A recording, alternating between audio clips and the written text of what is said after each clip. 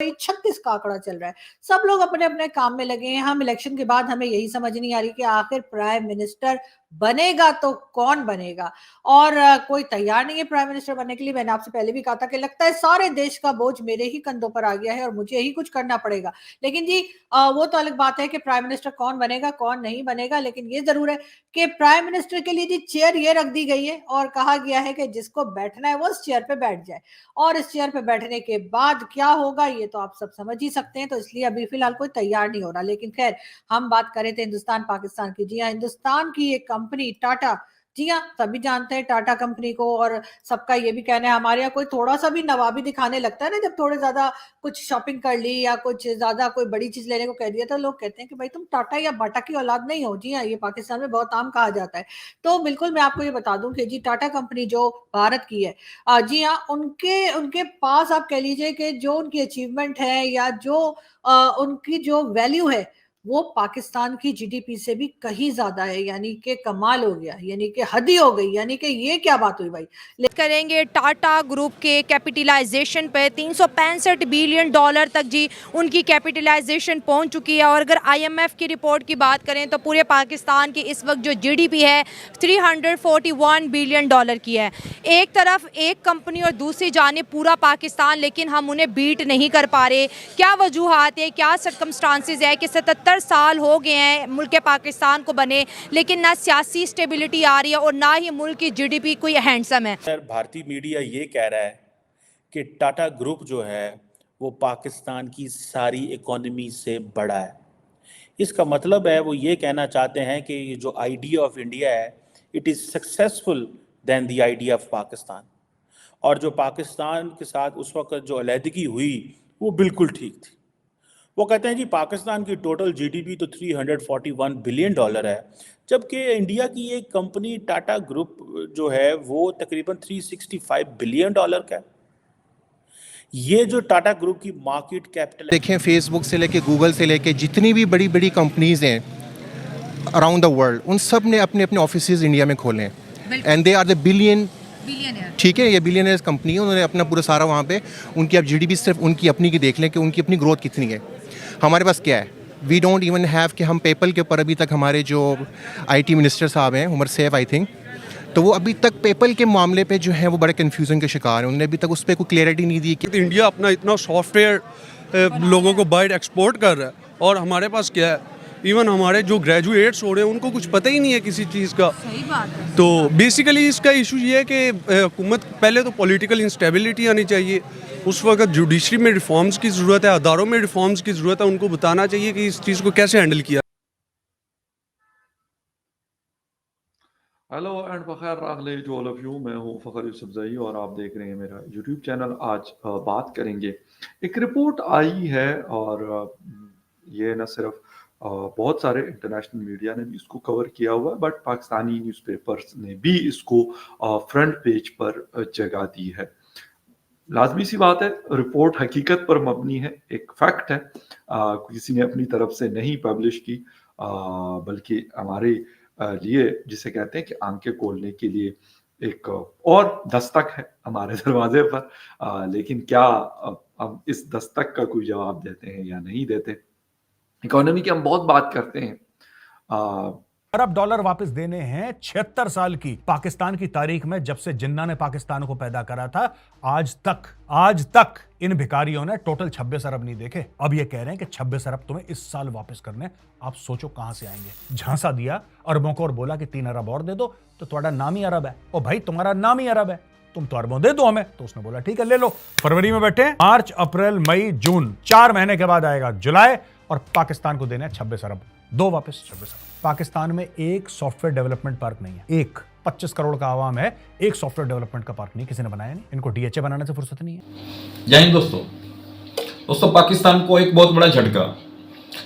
भारत का जो टाटा ग्रुप है, जो एक प्राइवेट सेक्टर्स की कंपनी है, इसकी जो नेटवर्थ है 365 यूएस बिलियन डॉलर्स है, और पाकिस्तान की पूरे पाकिस्तान की नेटवर्थ वैल्यू दोस्तों 341 बिलियन डॉलर है। यानी कि 24 बिलियन डॉलर टाटा ग्रुप जो है इससे ज्यादा है उसकी वैल्यू अभी भी। तो दोस्तों आप देखिए कि पूरे पाकिस्तान की जो वैल्यू है हमारी एक भारत की कंपनी की वैल्यू से भी कम है। तो पाकिस्तानी उसके बावजूद भी दम भरते हैं भारत से मुकाबला करने का। जज्बे वाली कौम क्यों भूल जाती है कि भारत में टाटा ग्रुप जैसी और बहुत सी अन्य कंपनियां भी मौजूद हैं। अभी हम प्राइवेट सेक्टर की बात कर रहे हैं, जो कि यहाँ के सरकारी तंत्र की सारी कंपनियां, इवन प्राइवेट की सारी कंपनियां, इवन पूरे देश की बात कर रहे हैं पाकिस्तान की, इनकी नेटवर्थ वैल्यू से भी ज्यादा है। तो हमारे देश का एक यूपी उत्तर प्रदेश जो प्रांत है उसकी जो पॉपुलेशन है वो पूरे पाकिस्तान की पॉपुलेशन से एक प्रदेश भारत का और पाकिस्तान पूरा देश उसकी पॉपुलेशन से भी ज्यादा है और उसकी नेटवर्थ वैल्यू भी उससे ज्यादा है। फिर भी पाकिस्तानियों का जज्बा ही तो है जो ये कहते हैं कि हम भारत से मुकाबला कर सकते हैं। भाई भारत से मुकाबला करने का समय नहीं है, ये भारत से सीखने का समय है। अगर आप एक्चुअल में पाकिस्तान के हमदर्द हो, उनको पाकिस्तान की बेहतरी के लिए काम करना चाहते हो, पाकिस्तान की बेहतरी के लिए सोचते हो, तो दोस्तों इनको अपने देश को, आकाओं को और खुद को भी इनको ये सोचना पड़ेगा कि हम भारत से कैसे सीख सकते हैं। दुश्मनी कर करके तो आपने 75 साल निकाल दिए, कुछ हासिल नहीं हुआ, ना ही होगा, क्योंकि आप समझ सकते हैं पाकिस्तान और हिंदुस्तान के बीच में कितना बड़ा गैप पड़ चुका है और ये गैप आप जज्बे से पूरा नहीं कर सकते दोस्तों। इनको इस चीज समझनी पड़ेगी, इनको बहुत कुछ सीखने की जरूरत है। भारत कभी भी पीछे नहीं हटेगा, हालात कैसे भी रहे हों। आज भी हम मतलब के पाकिस्तानी जो सीखना चाहते हैं यूट्यूब के माध्यम से भी, हमारे इंडिया के बैठे हुए टीचर से सीखते हैं, बहुत सी चीजें सीखते हैं, हाईटेक की बहुत सी चीजें सीखते हैं, सिखाते हैं, फ्री में सिखाते हैं। तो ऐसे भारत के लोग कभी पीछे नहीं हटते कि आप एक बारी उस लेवल पर आओ तो सही, अपने मन को उस लेवल तक करो तो सही। पाकिस्तान ये सोच के ही रहा है कि हम जज्बे वाली कौम है, हम झुकेंगे नहीं, हम आगे हैं, हम आगे हैं। तो भाई तुम अपने आप सेल्फ आगे हो, आगे रहते रहोगे, कोई नहीं पूछेगा। बाकी देशों से आपका इतना बुरा हाल हो गया, अफगानिस्तान जो अभी तुरंत इतना जो उसने दौर देखा है, उग्रवाद का दौर देखा है, इतनी अमेरिका ने उस पर अत्याचार करे हैं पाकिस्तानियों की मदद के साथ, उसके बावजूद भी वो इनसे आगे निकल गया। क्यों? वो कौम में कुछ करने की ललक थी, अपने देश के प्रति वफादारी की ललक थी, वो आगे निकले हैं, सीखने की ललक थी, वो हर फील्ड में आगे जाते जा रहे हैं। इनसे छोटे छोटे देश भी पाकिस्तान से आगे बढ़ते जा रहे हैं। पाकिस्तान पीछे क्यों रह रहा है? इसका मेन कारण यही है कि वहां के जो आका है और वहां की जो कौम है, बेसिकली पाकिस्तानी, मैं उसमें हिंदू मुस्लिम सिख ईसाई नहीं कर रहा हूँ, टोटल पाकिस्तानियों की बात कर रहा हूँ, कि इनमें एक जज्बा रह गया, सीखना चाहते ही नहीं है। मौलानों ने देश का बेड़ा गर्क कर दिया, हमारे यहाँ भी कर रहे हैं मौलाना देश का बेड़ा गर्क। मैं ये नहीं कहता कि हिंदुस्तान के मौलाना पाक साफ है, हमारे हिंदुस्तान के मौलाना भी वही सारे काम कर रहे हैं, क्योंकि दोनों का डीएनए तो एक ही है जो मौलाना है। तीसरी पास पड़ा मौलाना, चांद सितारों की बातें करता है, धरती के बारे में बताता है, हजारों करोड़ों सालों की बात करता है, उसको जबकि ये नहीं पता कि ABCD क्या होती है, क्योंकि इंग्लिश से ऐसे परहेज करते हैं जैसे कि ये इनके धर्म के बिल्कुल विपरीत है। तो दोस्तों पाकिस्तान को एक लर्न करने की जरूरत है, पाकिस्तान को अपनी नेट वर्थ वैल्यू से सीख लेना चाहिए कि भारत की कंपनियां भी इनसे आगे हैं, तो भारत के साथ मुकाबले की तो बहुत बड़ी दूर की बात है।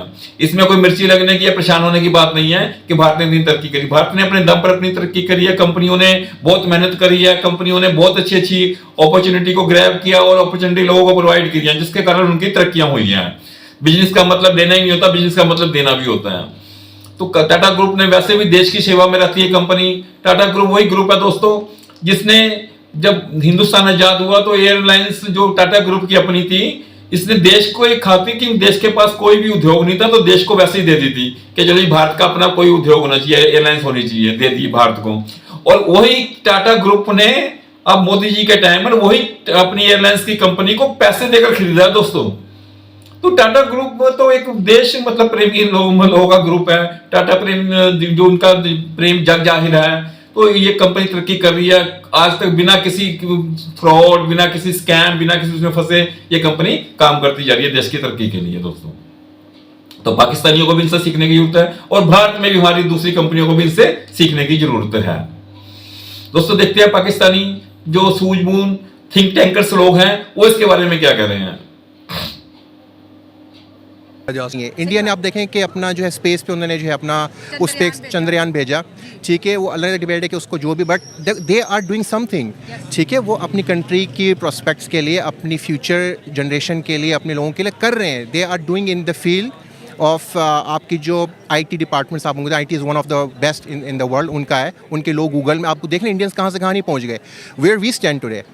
मैन्युफैक्चरिंग और साथ साथ आई थिंक उनका जो IT सेक्टर है वो इस तरह बूम हुआ है, वो क्यों है? जब तक आपने अपने स्टूडेंट्स, अपने आने वाली नस्लों पे इन्वेस्ट नहीं करना तो you are going to gain nothing, आपको कुछ भी नहीं मिलेगा। तो ये बात है, एजुकेशन पे इन्वेस्टमेंट होगी तो आगे मुल्क बढ़ेगा। जी बिल्कुल। किसान और किसानों को आप बूस्ट नहीं कर रहे, उनकी कोई मदद नहीं कर रहे। दिन ब दिन वो खाद का रेट देखें वो इतना ऊपर चले गया है, बिजली का रेट देखें वो इतना ऊपर चले गया। इवन अब तो गैस तो वैसे ही नहीं आ रही ना आम घरों में। इंडिया जो है वो सिक्योरिटी दे रहा है और बड़ी कंपनीज को एक रिलायबिलिटी हो रही है, उनको पता है कि अगर हम यहाँ पे आएंगे हम सेफ जोन में हैं। ठीक है, आप अपनी कंट्री में हम किस को हम PSL अभी हो रहा है आपके सामने ही है। ठीक है, हम अभी भी बड़े खदशे में होते हैं कि अल्लाह ना करे कोई हादसा कोई चीज़ ना हो जाए। ठीक है, सो देखें अभी तक आपके फॉरेन प्लेयर्स, फॉरेन लोग यहाँ पे आने से कतराते हैं। सो security is the main and upmost आपका जो पहला इंडिकेटर है। वी हैव बेसिकली उनके लोगों की प्रोडक्शन जो वो उनको फिनेंशियली सेफ्टी मिल रही है उनकी सबसे, दूसरा उनका IT सेक्टर और स्टूडेंट्स जिनको वो इतना बैक करते हैं कि वो फ्यूचर में उनके लिए बहुत अच्छा साबित हो रहे हैं। जी मेरे नज़दीक ये 2 पॉइंट बहुत अहम है इंडिया कि हमारी इतनी बड़ी पॉपुलेशन है, 6 नंबर पे है हम पॉपुलेशन में, यही है। लेकिन GDP के हवाले से या फिर इकोनॉमी के हवाले से हमारा कौन सा नंबर है? इंडिया हमारे साथ का मुल्क, उनकी पॉपुलेशन बड़ी है, मुल्क बड़ा है, उन सारी चीज़ों को अगर हम साइड पे रख कर भी बात करें तो हमारी इकोनॉमी कहीं पर भी उनके आस-पास भी नहीं है, मतलब कहीं दूर पास भी नहीं है, बल्कि मैं ये कहूँ तो गलत नहीं होगा। उनका एक ग्रुप है टाटा ग्रुप।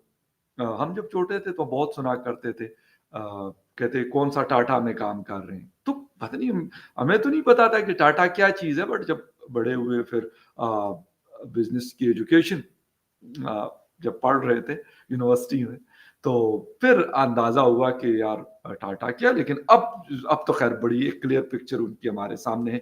टाटा ग्रुप की जो मार्केट वैल्यू है right now, that is round about $365 billion से लेके $395 बिलियन तक है।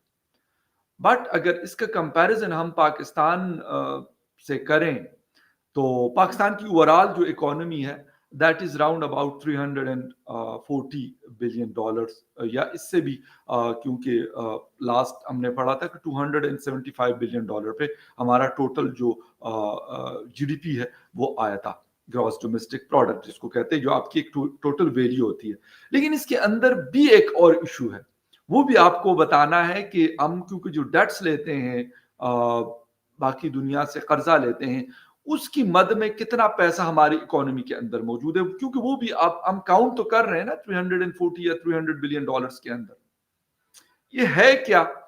और सिर्फ एक टाटा जो एक ग्रुप है इंडिया का, मैं छोटा तो नहीं, बहुत बड़ा ग्रुप है, दुनिया का जाना माना ग्रुप जाना जाता है, वैसे तो और भी बहुत सारे हैं, लेकिन इसकी सिर्फ इस एक कंपनी की जो नेट वर्थ है that is more than the total economy of the Pakistan. क्यों पाकिस्तान की मार्केट जो है वो इतनी छोटी है कि आज इंडिया को ये कहना पड़ रहा है, ये तो एक है ना, ये तो एक है।